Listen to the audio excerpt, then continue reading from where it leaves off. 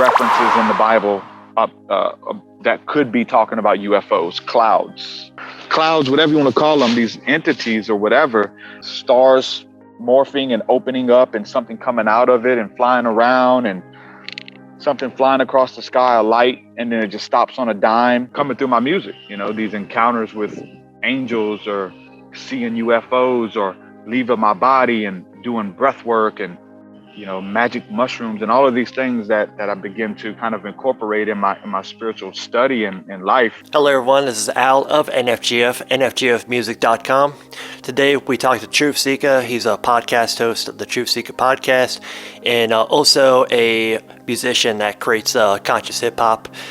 So he touches down on the subjects of ETs, touches down on the subject of spirituality. On this episode, we really dive into ETs, and it's like a subject that I really don't want to talk about. It's like, you know, this is good because like I really spill the beans here and talk about my experience. But so I look at it as a non-biased standpoint. Like I kind of look at the psychological aspect of it and interpret it from there. So I don't really know what's going on per se. I'm not going to speak in absolutes, and that's what I like about Truth Seekah, because he doesn't speak in absolutes and he's just very curious about things. So we really dive into this one. Hope you all have a good day. Let's get to it. Hello everyone, I'm with Truth Seekah, a Christian conscious rapper, and I'm very interested in the music. I listened to the album White Magic, and during this time, like I was a Patreon in 2020 sometime, and I was listening to that song The Light while I just like go to my property in North Carolina on the way over there, and it just really helped me like be mindful. So I just want to like first off say like I appreciate the epic music. Yeah, you're welcome, man. Yeah, it's incredible. Yeah, thanks for sharing what it means to you. Thank you. Oh yeah, you feel it. You feel like the vibrations, you know. You make like a high vibe music, you know. It's not like talking about like drugs and like alcohol. I mean, that stuff's like a different, you know, it's a different thing altogether. But like you're more aimed towards a, I could tell you're more aimed towards like a higher sort of like thing you're going for. Yeah. Yeah. So like in that, well, I want to like bring that to my question. Like, how did your Christian experience start, and how did that lead to the Christian mystic path that you're on? Because I found that like really fascinating. Yeah. So, you know, as a teenager, I was into a lot of the darker stuff, just witchcraft in a sense, and horror movies and stuff like that. And, you know, I had some spiritual encounters as a child, and that kind of all swayed me to be into supernatural things, and that which led me to witchcraft books and stuff. And so I was kind of getting into that at an early age. And my mom was dating this guy who had a son who was a minister, and he would always, and we lived with him, and he was a bit older. He was like an older brother type, and he'd always invite me to church and things like that. And I never wanted to go. But then he invited me to a prayer meeting. I said, I'm not trying to go to a prayer meeting either. He said, well, you might want to come to this one because there's going to be a prophet there. And I said, well, you know, what's a prophet? He says, a prophet is like a Christian psychic. And so me being a teenager, being into like metaphysics and that kind of stuff, I was like, sure, I'll go check that out for sure. And I ended up going to this little prayer meeting at an apartment, and it was just a bunch of people in the apartment, and they had like worship music on, really beautiful music that was singing praises to God, and a bunch of people packed in this little apartment, and people were praying, and they had their eyes closed and their hands lifted, and they were crying and stuff, and people seemed to be in a different world, and it was peaceful in there. You can feel like this peace in the atmosphere. And this guy came and sat on the couch next to me and said, hey, Derek, do you want to ask Jesus to forgive you of your sins? And I was like, well, yeah, I don't want him not to forgive me, you know? So he led me just on this prayer of asking Jesus to come into my life and forgive me. And um, when I prayed that prayer, I felt like this tremendous, beautiful fire into my body and come through and into my heart and just go through and cleanse out my entire body of like all the wrong that I had ever done, every lie that I'd ever stolen, all the things that I was ashamed of, the things I've done in darkness that nobody knows about. I just felt this immediate forgiveness and this beauty and this bliss wash over me. And I was crying and I started getting real hot from that fire and I was just shaking. And it was the baptism of the Holy Spirit. So I received that at 13 years old upon profession of Christ. And that kind of opened up the door for me to start going to church and reading the Bible and stuff. And I was 13. This was in 98. That only lasted a couple months until I ended up going back to school and getting with the wrong crowd. And then there I kind of got back into listening to the wrong music and people who were partying and doing drugs and into dark stuff. And so it didn't last that long. And I got even deeper into occultism and dealing with demons and entities and those kind of things. And I met a warlock who taught me a lot of spells and incantations, who was like a real dude who really dealt with entities that would manifest in the physical reality. And I would just pick his brain for hours and he'd have huge parties and we'd just be over there asking about the occult, asking about demons and how to get good and all that. So he began to teach me in that. It really is a long story. There's so much nuance in between, but so I fell away, got deeper into the occult, into a place that was just like, I opened up some doors to the demonic realm where demons were pulling me in and out of trances, and they would try to communicate with me, but they would speak foreign languages. And there was a bunch of them at the same time trying to get my attention. And I would be in mid conversation and they would pull me in and try to talk to me all at once. And it was insanity. It was schizophrenia. They would talk to me throughout the day. There was no throttle. It was always 0 to 100.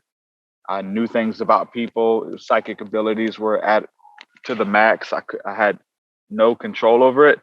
And it was crazy. It was chaos. I was going to have to be put in a psychiatric ward or something like that because I couldn't control it and I couldn't make it stop. My health started to go downhill really bad. And this lasted for maybe a week or two. And I remembered the peace that I had in my life a couple years before. This was about 2 years after I had this encounter with Christ. And I remember that peace that existed, and I knew that I could go back to it.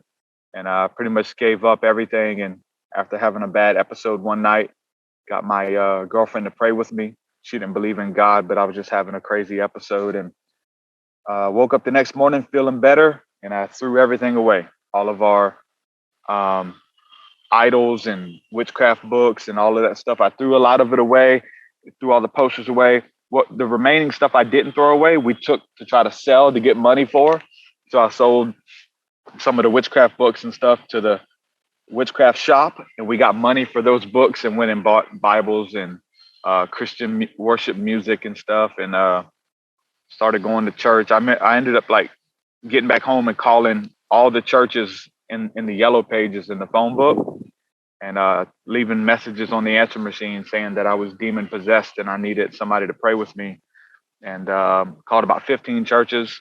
Only one church called me back, and the pastor ended up coming to my house and praying with me and my girlfriend and actually picking us up and bringing us back and forth to church and stuff. So that was in September of 2000 that I rededicated my life to Christ and got into church and just kind of did the regular Christian thing. But, I come out of this was extreme. You know what I'm saying? Like, I barely made it out. So I was like super thankful, and it was real to me, so we get in there and then, I'm just still a teenager. I think I was 16 when I came back to the Lord, and,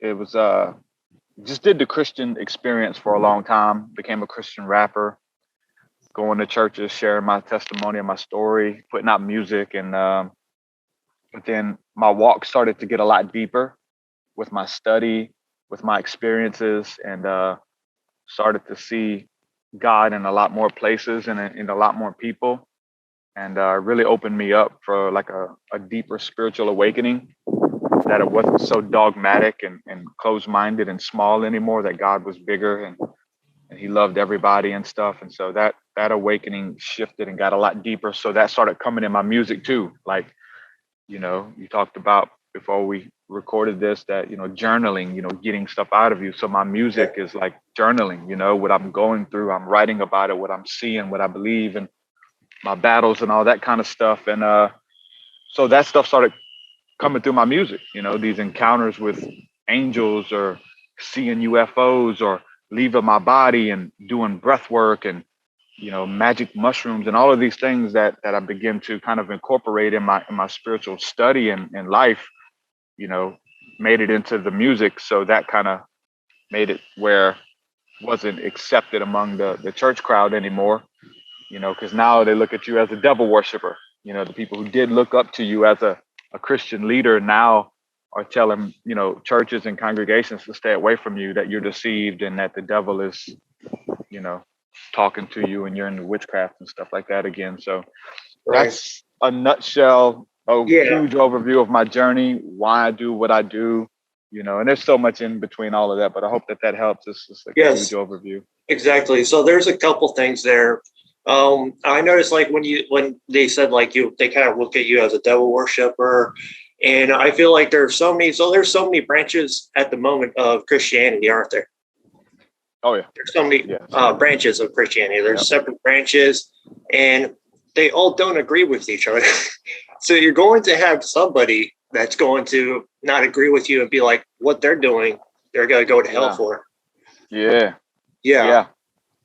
That's with all of it, man. Like, and people, they fight. There's rival factions, there's two churches.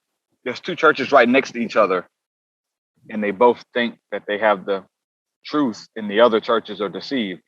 And they're literally in the same storefront, or on the next block over. There's this weird, people think that they're right. There's cognitive dissonance that sits in, anybody who believes or teaches, or has a different revelation of the same things that you claim to believe, they demonize those people. Hey, really quick, I know there's noise out here and stuff. Is that coming through, that like lawnmower and people working and stuff? Is that picking up on the mic? If it is, I'm not getting any noise. Are you getting noise on my end? No, I just want to make sure that there's people working and stuff. We're good. Cool. Yeah, but like, I just find it like really ridiculous, like, for people to fight over like whose religion's better. And I was talking to my friend Yossi about this when I was talking to him on the podcast. He said, like, like, most sane people would agree with you that it's completely ridiculous to kill people over religion. And to even like say, like, we're actually after the same sort of thing. We just interpret the Bible a little differently. Osho, are you familiar with Osho? Mm-hmm. So he was talking about, like, we would read something, a lot of times things would get missed and will get interpreted into our own meaning. And that's how I feel like that's kind of like definitely easy to do with lost languages or whatever it may be. Yeah. But with the Bible, people really take that to heart. Yeah, I mean, you got people like me. I came out of a very extreme situation, and the Bible meant a lot to me, and it saved my life, and God changed me and healed me and all of that. And then so you got somebody else who's saying, no, you guys are wrong, that you didn't, your interpretations are wrong, your interpretations are off. And this is something that I didn't just stake my life on. We stake our eternity on. Like, eternity forever is where you're going. So if you're telling me I'm wrong about something that's not only I've committed my life to, but also the afterlife. And so here's this thing of this debate whether, of anything that disagrees with them. You become an enemy. Anything that they don't understand, they demonize. And Yeah. that's just by default. It's like by default you're wrong and stuff. And so it's just cognitive dissonance, and it's huge. And we all suffer from it in some ways. But if we're seekers and stuff, we got to really hold things loosely and put Yeah. everything on the table. And truth at the end of the day will rise to the top. Once everything But is shaken. exactly. But like there's a lot of stuff that I don't agree with you about, but I'm not gonna be like, For sure. screw you, I'm not gonna listen to you no more. Like, um, I Not for one, Christians. Like Christians, you for the most part, you're dead. It's once they'll listen until they find that one thing. I mean, they did the same thing with Jesus. Jesus's followers and yeah. the masses who he had Ooh. thousands of people following him at one point, and he said something to them that challenged them or they didn't understand, and they said, "Man, you're crazy. We're gone, man. We're gone." And he was left with his people that he started with. It's like, it looks like it's just us, guys, and Yeah. I such have is to do the like the Buddha too, The Buddha was practicing meditation, and he's like doing all this stuff. He's like starving himself. He's practicing austerity. He's like, wait, you don't actually need this. And he was telling people about it. He's like, look at that Buddha. He's like, he said you don't need to practice austerities. You don't need to suffer yourself to understand suffering and like all this stuff. And a lot of times, like when you're vibe higher, like this is what I've noticed. Like if you get some light, in you, there's gonna be like some people that gonna try to tear it down. And it's just it's a story of Jesus. Jesus was torn down by people that were jealous of his light. You're gonna attract the opposite forces. The yin yang, yeah, the positive, negative, yep, the energies. yeah. It's like if you are the light, but just beyond that light, there's darkness, and there's unbelief, and what is outside of the light is the flies and the bugs and the insects and things that are attracted to the light. Just like if you have your light on outside. I live in the South, and if we leave the light on at night, there's all kind of bugs that show up, and they're attracted to the light. Um, and some of them will hurt you.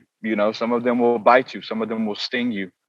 Um, so you just Yeah. got to be careful. And And your reaction towards that is like what makes a difference. That's what like that's mhm. that's the story of Jesus, because he got he suffered, but he wasn't a. It's not all about like his suffering. It's Yeah, beyond suffering.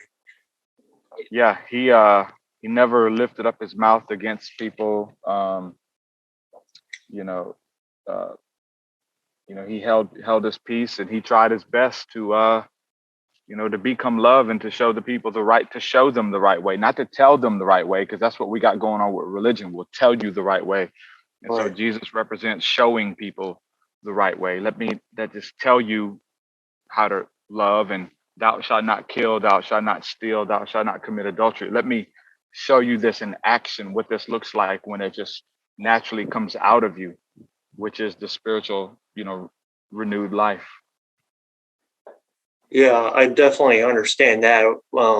We don't generally need to just argue about like religion, really. And I feel like it seems like you're Truth Seekah, so you kind of manifest that name a little bit.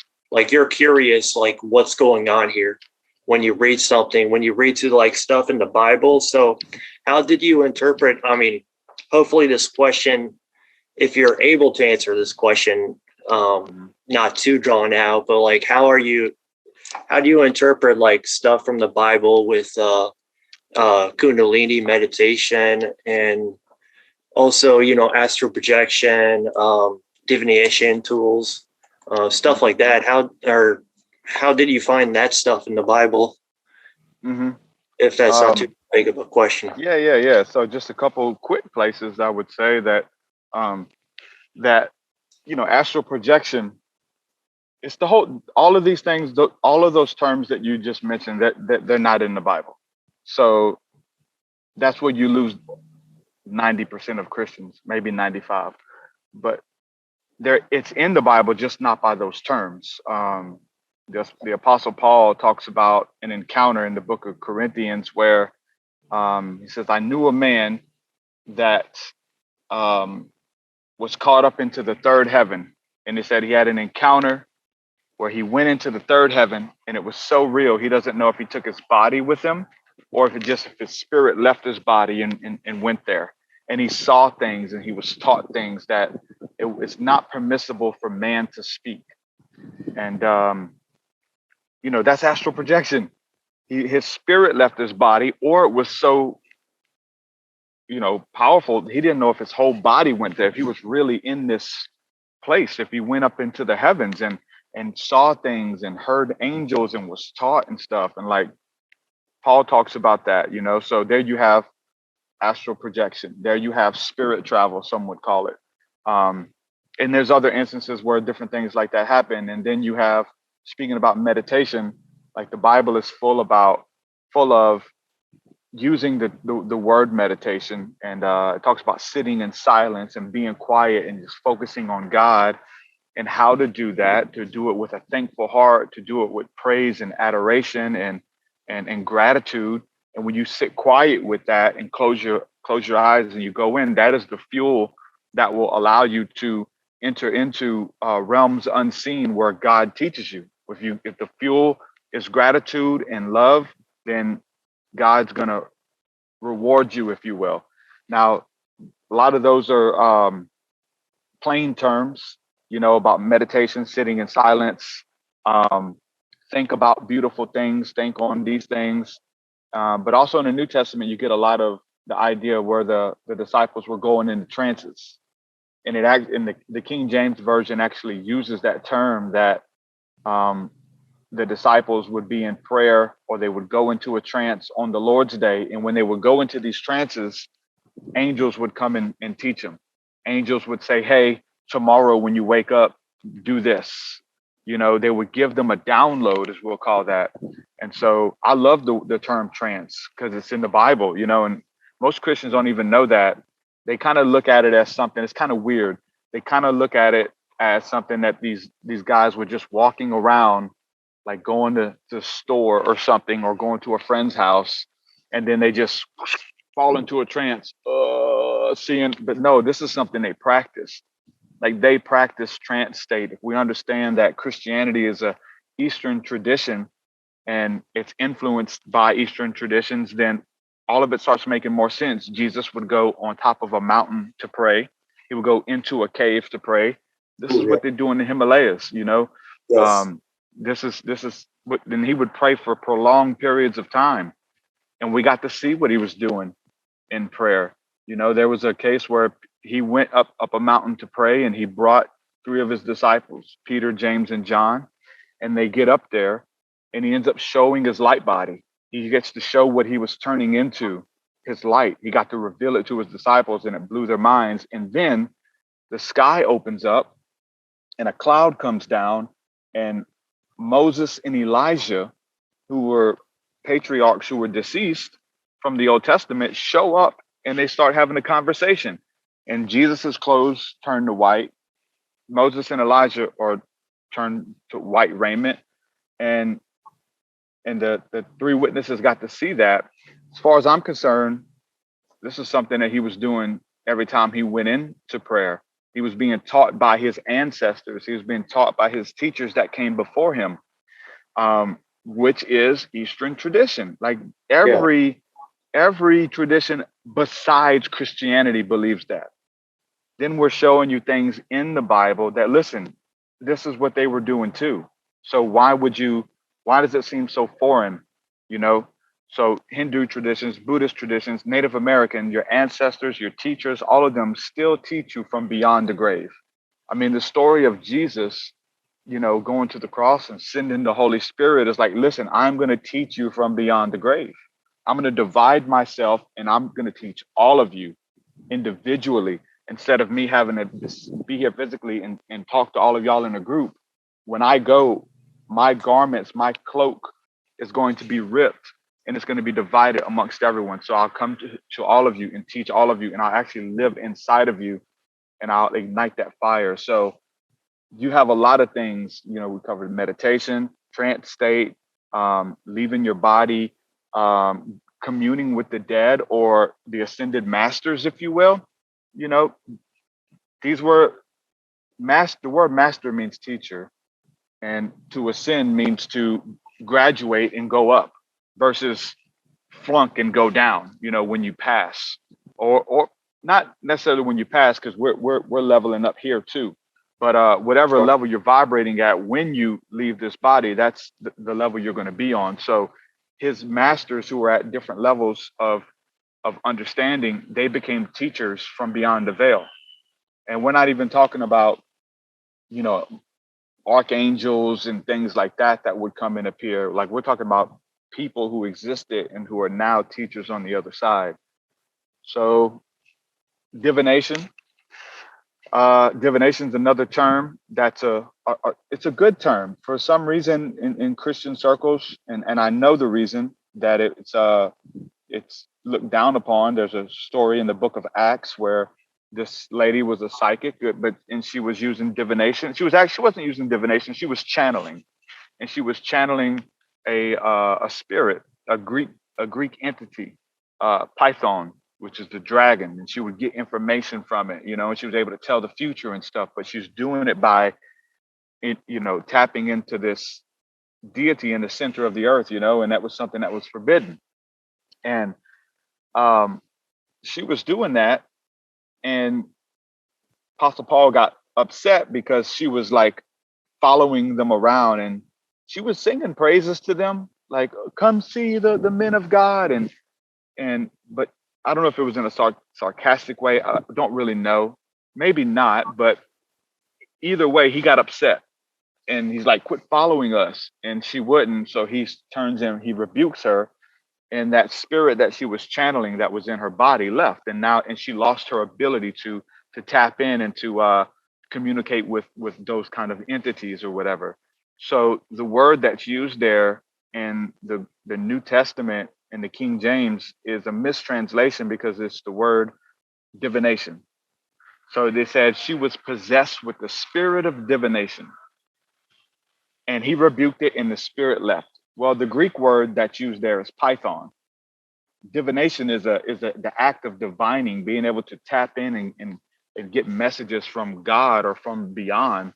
So it's an overview. There is no spirit of divination. So it's really a mistranslation there, because the Greek is precise. It was Python, the Greek god.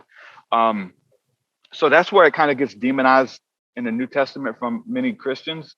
But also in the Old Testament, there's some places where like God rebuked those who were tapping in through divination because their focus got off. Their hearts weren't in it. They had learned to do these things, but they weren't doing it from a place of purity.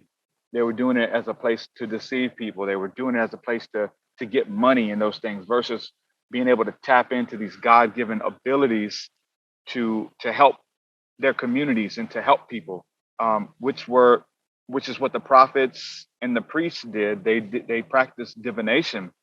So God did rebuke them, but there's so many more scriptures that most Christians don't know exist that my work, brings to the table, is that, Joseph and Daniel and Laban and all of these people bragged about how good they were at using divination. Like, if somebody was lying to you, you say, hey, don't lie to me. I'm not lying. I'm not lying. Yes, you are. I'm not lying. Well, why would you lie to me? Because you know that I can use divination and find out if you're really lying. And these were men of God, men who carried and hosted God's presence and were patriarchs in the Bible. Like, all through it, they talked about casting lots, eeny, meeny, miny, mo, flipping a coin, claromancy, throwing bones at the ground, and whoever, whatever the lot fell on was a decision from God, and they believed it with all their hearts. And the scripture says in Genesis, it says that the lot is cast into the lap, but it's every decision is from the Lord. They don't, they're not going to teach you that in church, Right. And I think it's still for today. It never ended. It's just about your intention. It's a tool. You can use it, you can abuse it, you can use it for nefarious gains, or you can use it to help people. Yeah, a lot of times you could tap into that intuition, as a lot of people, or maybe that gut instinct that a lot of people have. And one thing I found fascinating when I asked Pleiades, like, how do I know? How do I know, like, a scum, like somebody's like trying to like trick me from like, or from somebody that's like telling the truth? It's like, well, it's intuition. You gotta work it out like a muscle, Yeah. and they said a lot of times it's just about balancing those like first three chakras a lot of times. And we if we get out of balance, then where it's even harder to distinguish it. Yeah, you learn, man. You learn from repetition, Yeah. being lied to. There's a certain spirit that Oh yeah. a liar walks in. There's things that people even who study body language can like. Yeah, exactly. So there's like there's even people that so this is what really peeves me. Like there are people that are just talk to you and like they'll claim that they're Christian. They'll say like, hey, I'll pay you back. I believe in God, and it's like you'll never see that money again. It's like you already lost me, bro. You told me that shit. Like, pardon my language, but dude.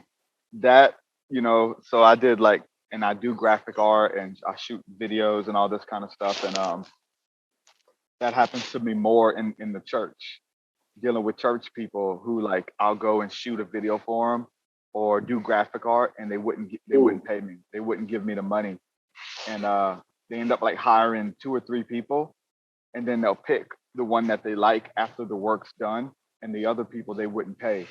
And it's like I had to learn really quick that everybody doesn't walk in the same integrity that you do just because they say they're a Christian.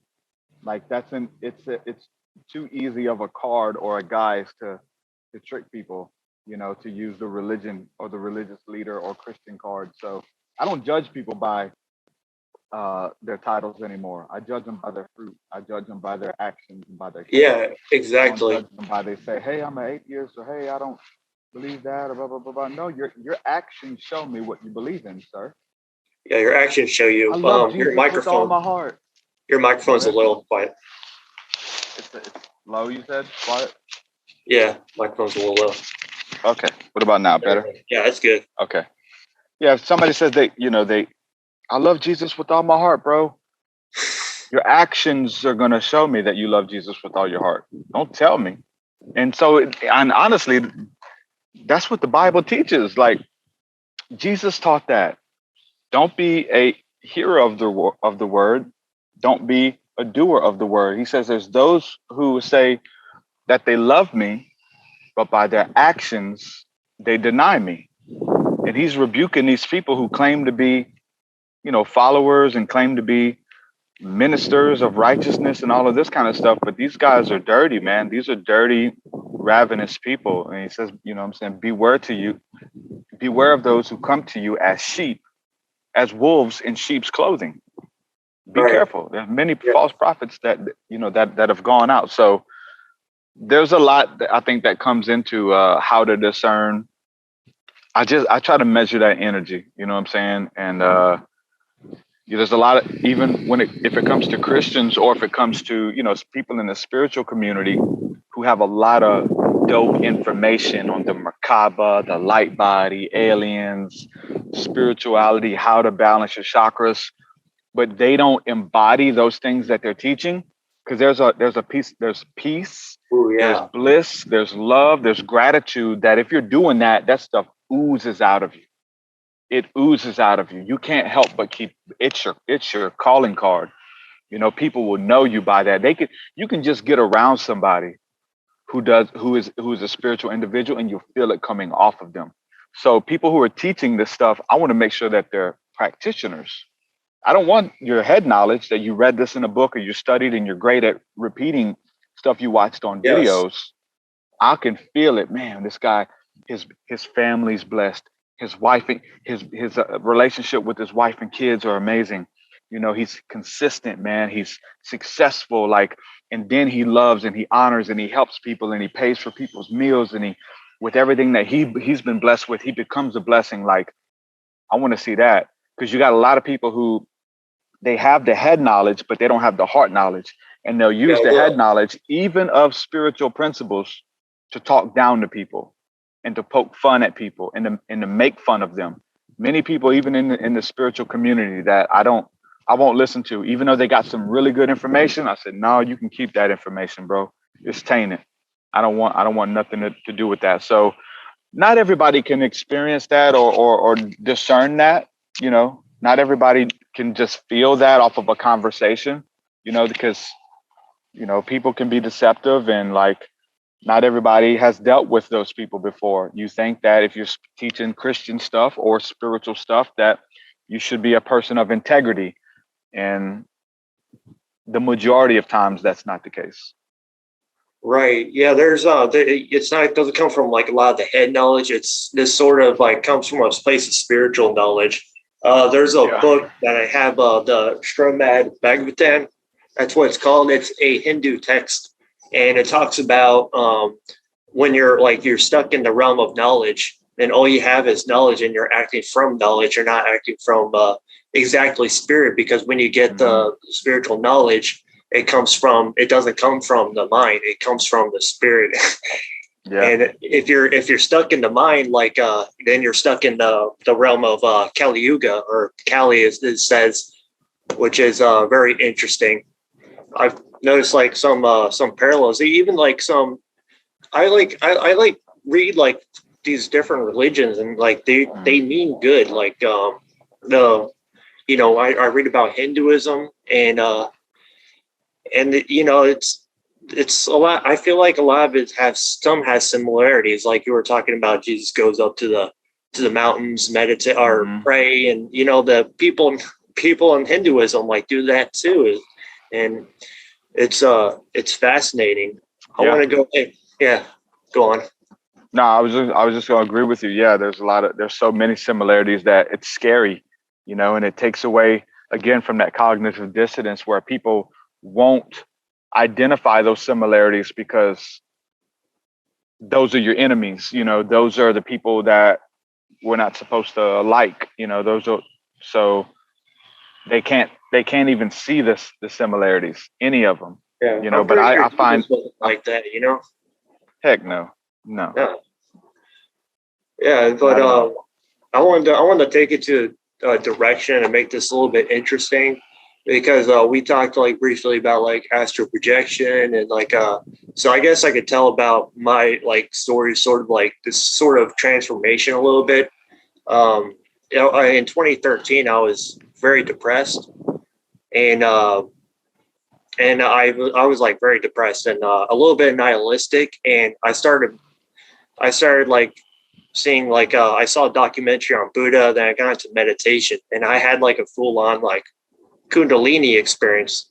So I planted the seed, and then like eventually this tree grew. So I started meditation every single day for like a couple years, and in that path I had these like really interesting experiences. Like I would say probably like maybe even astral projection. Have you ever like experienced something like that before?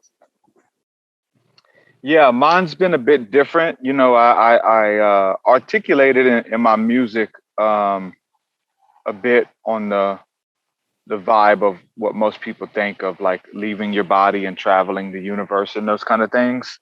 But I've never really been successful at that, unless we're talking about maybe what happens when you dream and you leave your body or something. So I'll articulate a lot of that kind of stuff. But the most profound experiences there through deep states of meditation have been to change my focus to trying to leave or escape my body versus just going within my body and knowing that the kingdom of heaven is within you. And so if you want to get without and travel the multiverse and see dimensions and those kind of things, not to try to leave and go out in outer space.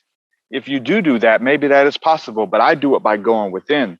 So going within and knowing that your heart is a portal and communing within. So once I shifted that, and I've had some experiences with it in the past, but when I've kind of made it my practice now, a lot of interesting things happen, and epiphanies, and encountering, deep states of bliss, and even being taught from that state by God and the angels and Christ, and or whoever. You're just, they don't always say their name. You know what I'm saying? It's just like you go in with that intention and to be open. I have a certain technique that I do that I just kind of go within, focus on the blackness, and kind of travel into that, focus on it until a light shows up. And for me, a light usually shows up, and then the light will try to it'll be moving around almost like a pendulum or something, trying to, you're getting sleepy. It'll like be taking you deeper into trance, and the light's moving like this, and I try to follow it with my focus, and it'll come go. Eventually, it pulls you in deeper, and then the experience changes to try to go into the light. I see the light, but try to move into it. And once you're able to move into that light, that's a pinhole. It now starts taking up your entire vision.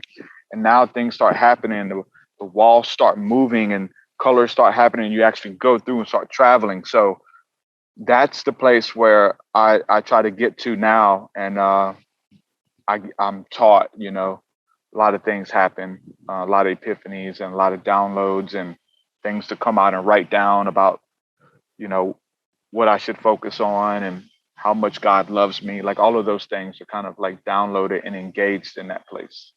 Yeah, it's so interesting. I had like some pretty epic experiences. Like I feel like a lot of my experiences, like I didn't really have much of a choice because I was trying to go to sleep or something at like 3 a.m. At first, it was like it was like a lot of like noise that were kind of frightening. But a lot of times I would change the mindset because ironically, from my experience, when you change the mindset of your environment, the environment inside like changes. And so like you're in a different place. And like, I remember one time I'm just like sleeping. I'm trying to go to sleep. I'm like, I don't know what's going to happen. I was like, I don't care. And then it just like this like kind of blasted off, and I saw stars in space. And I was like, whoa, this is cool. then I like woke back up, and I was like, oh. It's like a lot of people do it and they don't know how like they're doing it. And that actually like kind of brings me to my next question. Like, have you had like encounters, because I believe you talk about like there's like a correlation between aliens and in the Bible. Mm-hmm. Yeah. Yeah. My studies and my experiences with it are changing a little bit. Not much. I would still say they're angels, beings from God that are here to help and that are watching over humanity and those things. But my study and had led me to going out into open fields by myself and asking for a sighting, asking God if I could see the angels. If they're out there, let me see one. Let them fly by. Let them stop and say hello. Let them blink. And early on there was, I found some things in the Bible that kind of, just talked about lights in the sky, chariots of fire that would fly through the night sky and watch over the children of Israel, God's people. And there's so much of that. And even Jesus ascends and goes into the sky, and he says to watch the skies, in the same manner that he left, he's going to come back the same way, and those kind of things. So I found a website that was BibleUFO.net. It was the work of Patrick Cook early on, and he had like tons of references in the Bible that could be talking about UFOs, clouds that were communicating with people, clouds that would travel. And again, the chariot of fire is a cloud by day, but at night it's fire. And there's so many videos and pictures of UFOs that kind of look similar to some kind of a disc or a pillar. There's talks about a pillar, and a pillar is a column, but it doesn't have to necessarily go up and down. It can go sideways. And so I've seen the cylinder shaped disc and the cigar shaped ships, and going out early on at night, I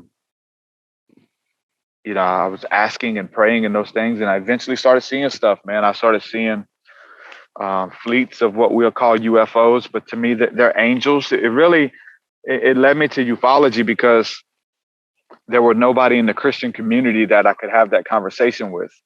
All of those people were in ufology. They were in the New Age and spiritual movements, and the Christians think you're calling on demons, so it scares them, and it still does. So I'm trying to use my work again to demystify that stuff and show you, like, listen, this is angelic, man. This is all throughout the scripture. So yeah, I've had so many encounters like that I needed to know and I wanted to know, and I would spend hours by myself, and I eventually started taking people out with me and seeing them with groups and stuff, and just so many things that just blow my mind, bro. Like stars morphing and opening up and something coming out of it and flying around, and something flying across the sky, a light, and then it just stops on a dime. Another one to fly across the sky and touch a star, and they'll trade spaces. They'll trade spaces with a light that's stationary, and that light will go somewhere else. A whole fleet, like 40, 50, 60 angels, ships, whatever you want, lights, clouds, whatever you want to call them, these entities or whatever, and I started seeing them during the day, and like, that just shook me, man. I had to put it in my music, man, so, talking about stargazing and I was listening to the song thing. You just have all sorts of features on that music, especially Alan Watts. You got a bunch of like the Mushroom guy, Terrence McKenna, Terrence McKenna, Abraham Hicks intros. So you got all that, and I have this book that's really interesting. It talks about. I was into psychology. I had to stop reading psychology because it's kind of a depressing subject if you dig too much into it. Because it's all in knowledge, it's all in your head. Like, so I feel like, but I read this book. It talked about, interestingly enough, it talked about aliens. Like I don't know if this is true, if anything about this subject's true. I'm just very curious and open-minded, a little bit open-minded about the subject. And it said, like, in certain periods of people's lives, we would interpret something, and we would see like maybe like an alien in our dreams, and it'll actually go back to maybe like the early, very early memory of childhood that could be like very traumatic. So I mean, child, the whole childbirth and trauma, kids were, that I've that's a possibility for a lot of those. They talked about that. That's what it said. But I don't want to like. Well, it's an interesting book. I want to grab it because it talks about all sorts of supernatural stuff. But it tries to explain it away. It doesn't explain everything away. It shows like phenomenon too. That's like, wow, that was interesting. I'll just put it like in the show notes if I find it, because I'm digging through my books in my storage unit right now. But yeah, this book. So like, I had like this interesting experience. Like it was definitely a traumatic experience with in a I would say in a dream. Mm-hmm. So like I would this human or this person was really talking like shit to me, like really trying to get under my nerves, and I don't really get angry easy. But in this dream, I got angry and tried to like jump on him. And I guess like the thing in my dream shifted into this long-limbed humanoid creature and stabbing me with its fingers and like told me something about myself, like it's watching. And I woke up and at that time I thought to myself, that is very interesting. Several months later, I looked up this image of Anunnaki, I guess it's called. Mm-hmm. And when I saw like that face, I literally almost lost my mind. It was so disturbing. Like I lost, I almost lost myself. Like I was like so traumatic place. Like I was almost like not Al anymore. I wasn't almost not me. And so when I saw that, I chanted the Ganesh mantra, gum gamapate namaha, and I used beads to rub, and I got out of it. But like I thought that was like very interesting.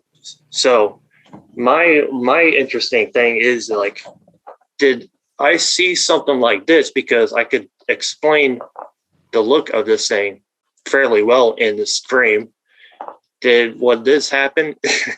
So it's interesting because that leaves a mystery if interdimensional beings are real, or if that's an early childhood memory from a traumatic experience. Because everybody in my family, I was the youngest in my family. Everybody was taller than me, so that does make sense. But so I don't know. Yeah, I mean, I think it's good to wrestle with that. It's good to search it out, because I mean, Yeah, the last thing we want to do in seeking truth is, um, be married to something that is not, it wasn't real. You had right. an encounter, and I love this conversation. I really do. I love the psychology behind it. With my podcast, I talk to people across the spectrum, and I ask myself this all the time: are they lying? Because you got that. Are these people lying? Because you got people who are just great storytellers and they're lying, and there's some of those people in our community as well, in the spiritual community. Then you got the trauma thing. There's a great documentary, if you haven't seen it.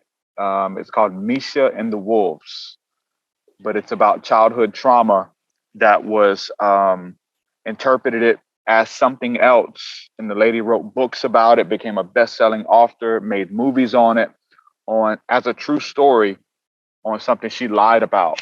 And the reason she lied and made the story up was to cover for childhood wounds and childhood trauma. Very interesting story.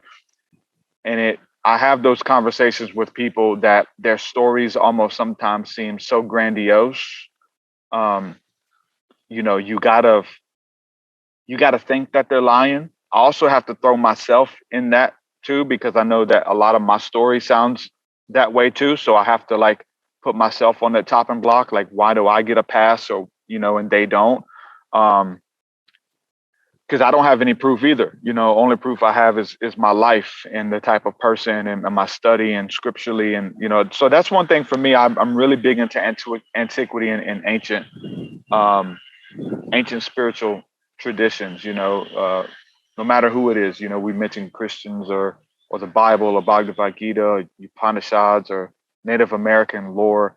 A lot of this stuff is repeated. And so there's something there when something is repeated over and over and over by these people, whether it's stories or whether it's a truth. For something to be truth, I think it has to be universal.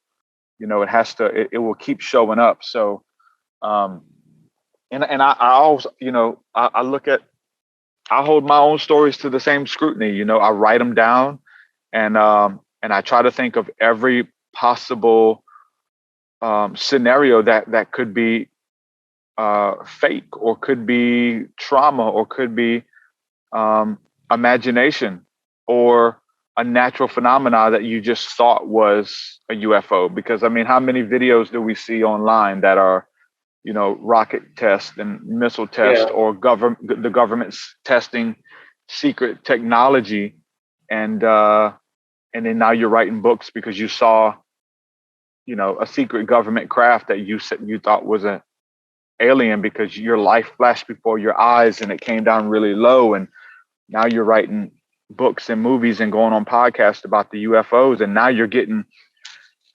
more information, on what their ships are made out of and what fuels their ships and all of these kind of like crazy things. And people are doing this for sure. Like, I interview these people, and I'm like, oh man, I don't know if I believe them, And so for me, what I like about spirituality or the paranormal is where, because most of this is us going into that realm. I Yeah. astral travel. I leave my body and I go into their realm. And listen, people do that and they say, man, I talked to Jesus. I talked to so and so. I talked to this guy or this alien and blah, blah, blah. And we meet in the spirit, etheric plane or whatever. Cool, whatever. I don't know. You could be lying. You got an overactive imagination, whatever. And same is to be said for me. But what I like is when that realm pops into ours. So the stuff that I was seeing, asking for it, and then it would happen. You know, shadow beings. I waking up in the middle of the night with beings in your room pinning you to the bed. Also, got to throw some trauma into that. Like, you know, what was that? You know, try to explain all of it, rationalize it. Try to talk yourself out of it, really. And if it's truth, it's going to hold up. So the paranormal really, for me, proves the existence of how thin the veil is in the other realms. You know, we didn't talk about it on here, but that warlock that was teaching me witchcraft when I was a teenager, I ended up moving away and I stole something from him. I actually stole from a bunch of people. I moved away to Louisiana and came back for the weekend in Alabama to see my girlfriend. And I was staying with a different friend every night, and my mom was going to come pick me up. Every friend that I stayed with, I had a duffel bag and I stole from them. I stole video games, t-shirts, controllers, CDs, teenage stuff, and I had it in a huge duffel bag. Stay with one friend. All right, see you later. Put everything in it. Another friend. See you later. Sunday night, mom was coming. I'm going to go back to Louisiana with a big duffel bag full of stuff. Picked up my cousin. He was going to come back with me to Louisiana for the summer. And my mom called and she had car issues and her car broke down and she couldn't come get me. So it was Sunday night. She's like, try to find you somewhere to stay. I was like, all right. So we stayed with another friend, did the same thing. I said, I'm coming tomorrow. Next, it took her like 3 or 4 days to get her car fixed. So we ended up like having to just stay with random people. And I had already stole from people. Like, you know, I don't want them to find out. I can't go stay with them again, you know? And so we were we stayed with the warlock one night and I stole a video game from him. And I had my bag across the street in another friend's house that I stole from. And the bag was shoved in the closet and I put stuff on top of it. So when my mom finally would come, I'm going to go see y'all later, grab the bag, jump in the car. And we got like just a bunch of stuff. That's just the kind of person I was. So she still didn't come. And I ended up staying with my girlfriend in her treehouse because, you know, we were teenagers. So I ended up staying in her treehouse and we go to the warlock's house and he's having a party. There's like 40 people there or more, people everywhere. And we're sitting inside, me and my cousin in his house. And there's all of these like older dudes wearing like all black. And I've never seen them before. And they're just kind of sitting there quiet the whole time. And we're sitting there and somebody lights up a joint and they're passing it around. And me and my cousin are there and getting ready to hit the joint. And one of my friends walks through the door with the video game in his hand, looks at me and hands it to the warlock. And I'm sitting across from the warlock like this on the couch. And he looks at us and says, okay, you know what to do. I'm like, oh, I'm in trouble. Because they're in the gang activity. They're in some like really insane, like satanic gang stuff. And so one of them, he gets up and goes to the back. I didn't know if we were going to get tied up, tortured, you know, because I stole from all those people. One of them gets up and walks to the back. And I'm looking. Another one gets up. He walks to the back. All the dudes wearing all black, they got up and they walked to the back. And I looked at my cousin and said, hey, bro, we got to go. We got to go. Why, man? Everybody's about to start smoking and all these girls here. I was like, man, we got to go, dude. Why? I said, man, that just came in the door with the game that I stole, bro. We got to go. Oh, man. So we get up and we walk outside and I asked some random guy sitting around his car with some girls talking. I said, hey, bro, can you give us a ride down the road? It's an emergency, man. We need a ride. Like, we got to get out of here. Sure, man, jump in. So we get car with this random guy. He takes us down the street, which is about probably 2 miles, mile and a half, where my girlfriend lived. And we stayed there one night. So we're just going to go try to sleep in her treehouse again. So he drops us off down the road and we start walking towards her treehouse. And we had to kind of sneak there because we didn't want her mom and dad to see us, two dudes running to the treehouse. So we're kind of like hide behind the bushes trying to get a clear shot for it. And we're waiting and the sun's going down and there's this light in the yard. And we just sat there and watched this light like hovering through her yard. And for some reason, we thought it was her dad outside with a flashlight going through the yard. I don't know why, but in some reason that's what we thought. But it just like we watched it while the sun was going down and then eventually went away. It was like, all right, man, we gotta go. So we go around the tree line to this open field. And when we do, out of nowhere, this like 8-foot tall entity appeared that looked like a camel. It's the best thing I can say. The weird thing is, so this is what happened. We go around the field. This big camel creature appears out of nowhere and runs past me and my cousin and knocks us to the ground and screams. It's made out of the blackest of night and it screams and then it just vanishes and leaves and disintegrates back into thin air. And it knocked us both down. So a lot of those guys that talk about the paranormal, Joe Rogan or Terrence McKenna, who talk down upon this stuff and say it's all in your head. It's one thing if it happens just to you. It's a release of DMT in your brain that allowed you to see it. But when you have multiple people with you that experience the same thing, so I'm glad my cousin was there. We jump up, what's going on, man? We ran to the treehouse. And after that, like a lot of bad stuff started happening. That's when I got real deep into the occult and it started going down, down, down. You would think that an encounter like that would scare me away, but it like, I want to get good like that. I want to be able to summon entities to go and attack people, my enemies and stuff. So Several months later, we ended up coming back into town and we go to his house.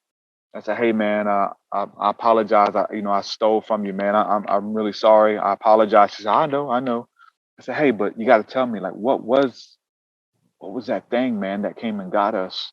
He said, well, that was a elemental being that I summoned, and I had a protection spell on all of my belongings, and they would go out and get the belongings and bring it back and go out and torment the people that would steal. He's like, it's a property line.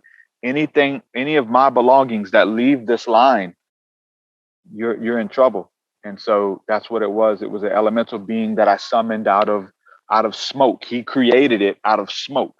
They went back there and did a ritual. I thought they were going to get baseball bats to come and beat us up. I said, okay, we got it. They went back there and did magic and summoned an entity that came to torment me, and it tormented me for months in different ways, and it led me down the path of occultism that almost put me in a straitjacket in a, mental hospital. So, there's a place where that stuff comes into our realm, where they come here. And that's the things that interest me, that UFOs or the spirits or the ghost or whatever. I don't care what it is, fairies. I've had so many experiences with things that physically show up. And those are the things that really interest me, because we can make stuff up. And even those things that we see, our minds can mess with us and deceive us, and we can call it something else. But, I really like those, those encounters. To me, it proves the existence of the spirit world and life after death and those things. That's what I like about it, because I used to be pretty nihilistic myself. And when I started having what you call negative is not really negative, because that means that there's something beyond this, which is actually very positive in a perspective that you think that you just die and you rot in the ground. But whatever people believe, it's none of my business for sure. And they could definitely believe what they want. If it's helping them to be a good person, I don't care what they believe, man. I don't care. Exactly. I love it. Like if you're secular or whatever, people I don't think it defines your success, but I did write a thing right here about success and religion. I'm going to try to read this, and hopefully I don't mess up. So, because my handwriting's very bad, but that's just it is with journals. So to be a part of a religion, some say it's control. How I personally interpret it in my own observation is that religion and spiritual practices of religion is a way to find order for an individual who doesn't have order, so has a life that's more chaotic. So those people, not everybody, but some people seem to find a rebalance with the religion and purpose of life goals and aspirations to join a group. That way we call a group, that's why we call a group of monks an order. And so they follow a specific standards and practices to be in the experiences of the divine. Rather, it is momentarily experiences or just heightened momentary presence.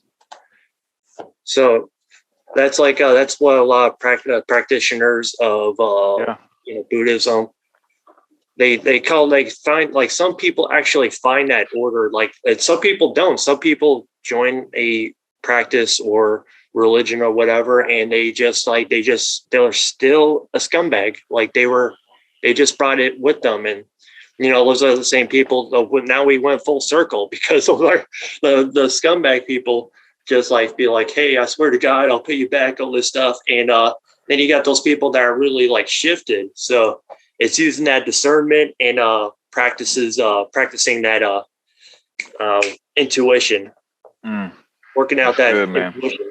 Yeah. And I think we're good now. And I have no other questions. You have anything closing to add? Nah, man, I just appreciate you having me on, and thank you for being a good host and asking some really cool questions, brother. I enjoyed it.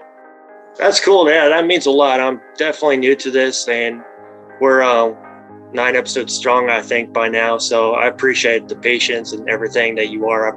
I appreciate what you have to offer on the table. I'm looking forward to the music and podcast. Heck yeah, man. Thank you so much. Yeah, much love, bro. Shalom.